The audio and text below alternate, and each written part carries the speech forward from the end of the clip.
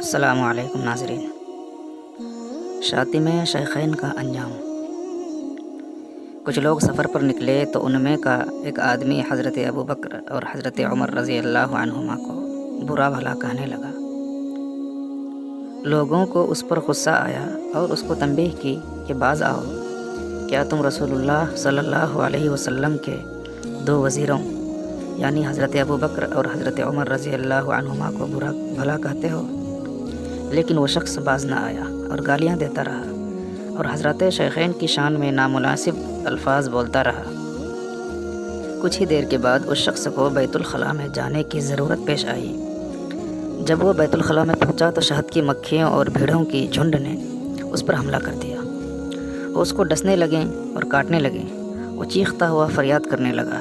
لوگ بھاگتے ہوئے گئے تاکہ اس کی کچھ مدد کر سکے، لیکن جو بھی اس